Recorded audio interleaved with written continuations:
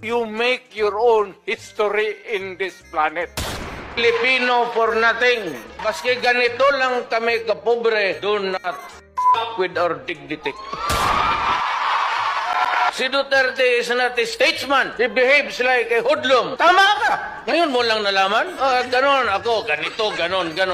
Hindi na bali, basta ganito yan para sa lahat. And this is really for all of you Filipinos and for the entire world. Baski anong bagay magka-diferensya, wag lang basta bayan na ang pag-usapan. May maganda bang nagawa ang Duterte administration? Yung no smoking. Makbo ka ng senador, hindi kayo bumoto ng tao. Alam mo kung bakit? Pwede kitang biruin. Huwag ka magalit. Kasi kalaki ng ngipin mo. Magsalita, kalahati ng panga mo lumalabas. Uy! Ang bakla, marunong magtingin yan. So kayong mga bakla, tanungin ko kayo. O totoo, ano si Trillanes? $90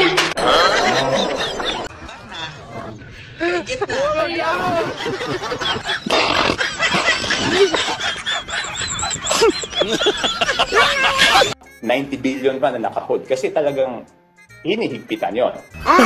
So, pinapressure nila ako na i-release yung mga infrastructure projects for conditional release. Sabi ko, hindi pa pwedeng i-release yan. Nagpapakalinis kayo? Kung lahat pala tayo honest, o marami pala tayo sa atin ay honest, why is the Philippines often, or if not all the time, why is the Philippines always ranked as one of the most corrupt countries in the whole world? Yan, sagutin niyo ako niyan.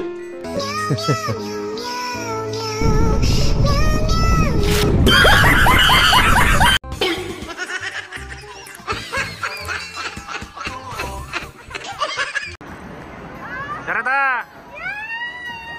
Ayan na.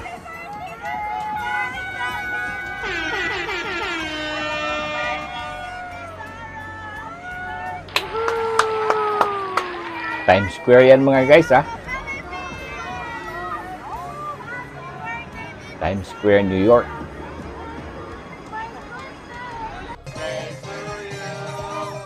Happy birthday.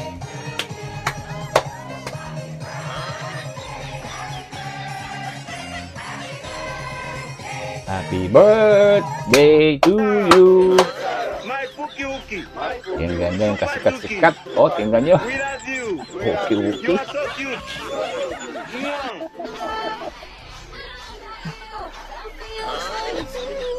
Yan.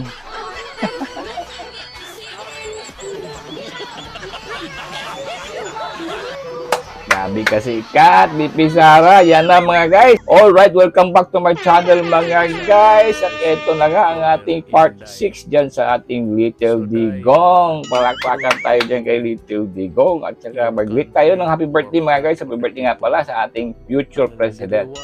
Yan, si BP Sara po natin. Sobrang ganda. Kaya sobrang inggit na inggit po yung mga durubista. Lalo na yung nasa Malacanang. Shout out dyan sa The Hague, yung mga kababayan natin. Naku po, ang saya ninyo. Ang sarap yung panoorin sa mga budots-budots nila. Naku po, baka pauwi na yung si Tatay Digong dyan. Sobrang dami ng naubos na yung grass nila. Dahil sa mga budots, ang ingay. Ang ingay na ng mga Pilipino dyan mga guys. Alright. Yun po, birthday po ni BP Sara, yun po mga kaganapan dyan sa The Hague. Yan, mabuhay po kayo dyan. Nandiyan po lahat sila, Marcoleta, yung mga nagsalita. Nakita niyo naman siguro kahapon yung mga nagsalita dyan. Sinabi talaga ni Marcoleta, lintik lang ang walang ganti. Ha? Marcos! Yan, patuloy po tayo dito mga guys sa ating Tatay Diggs na palaban. At saka dito sa mga random videos mga guys. No? What I'm always trying to do mga guys is I'll just let the video speak for itself. Okay, let's go.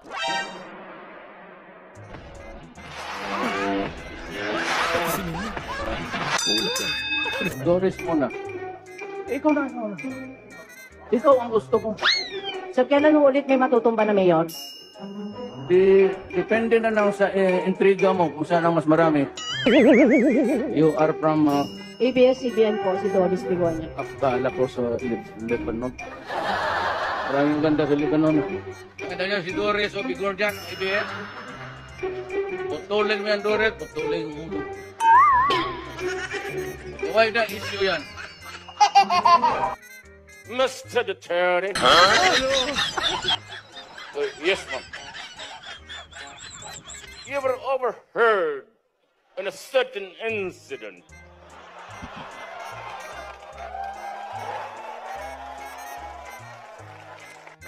that you threatened a certain Alfredo Mendoza? Kala mo na sa simbahan ka, nag-i-echo eh. In nomine Patris et Filii et Spiritus Sancti. What is really reprehensible is that 2 days after you threatened Mendoza, he was found with a shot wound in the head. What the hell is happening to your city? So, ambot. Kayong nasanaya, pag may tanim pa dyan, lahat kayo alis. Kung ang chief of police, hindi niya kontrolado ang police niya, may police niya naglalaro. Out sila na. And I will accommodate you sa Mindanao. Doon sa Zamboanga. Magandang ano doon. Zamboanga, maraming beach. Kasi maraming kinikidnap dyan. Diyan na kayo ligo muna. Huwag kayong matakot, sinasabi ko. Pumapunta tayo sa impyerno, marami tayo. At maraming magagandang... So, saan na pala nakapunta yung magaganda? Kala mo punta yan sa langit? Impyerno, Cesar, Montano. Mukhang kandidato ka rin doon eh. Ako ang bahala sa grupo natin. Pagdating doon, ini katubag na ako ni San Pedro. Pinsa ka man. Wa naman ko yung matuan. Kung sa man yung imong langit, kasod ta dere. Pinsa nga, nagaliot lang. Ikaw, dili ka kasod. Daghang kag ipatay. Unya, daghang kag babae. Ingon ako si San Pedro. Ikaw sa buhat nimo nga nabaday sabong ori sa langit kung kadada ko magsunoy dia. Ni mo pasudlom si patira ko na imong manok.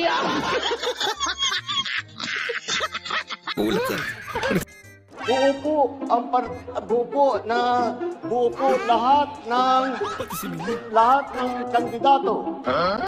Hindi marunong maging presidente ang nakaupo.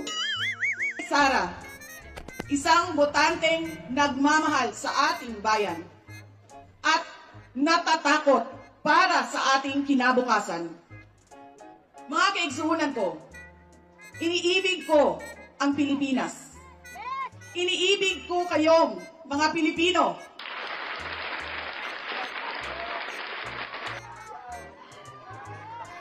I love you too.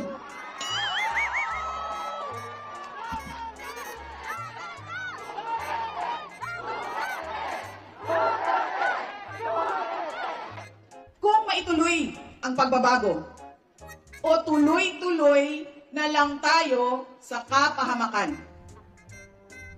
Filipinos deserve better. Nagpapasalamat ako dahil nandito pa rin kayo at nakikinig sa akin sa kabila ng kaliwat kanan na paninira nila. In the past months, my name and my family's name have been dragged through the mud. I have repeatedly said it before, and I will say it again now. I am not the problem of this country.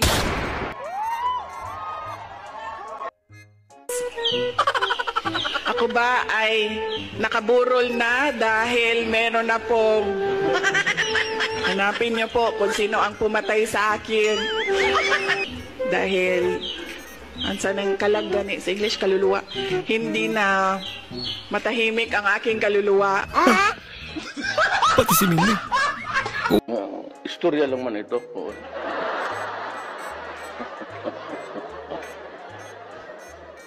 She was that lady na makita mo doon sa St. Alson's building. If you go up, Yung babae na, I don't know if he's still around.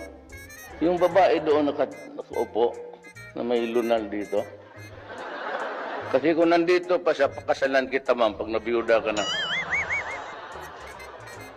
Talagang crush kita. And every time that mag-akyat ako, tinitignan ko siya. Alam niya na may gusto ako sa kanya. Ang problema, hindi ko alam kung may gusto siya sa akin.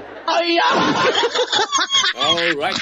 So guys, yun po ang ating nakakaaliw, nakakatuwa po itong Little Digo. No? And don't forget to subscribe kayo dyan and put some comment if you want. At saka, shout out again dyan sa mga OFW dyan sa Dahig. Sa inyong mga guys, sa inyong pagsuporta, malaking bagay po yan sa akin. At ako po ay tuwa sa mga comments ninyo. Thank you for watching and again, God bless you all po.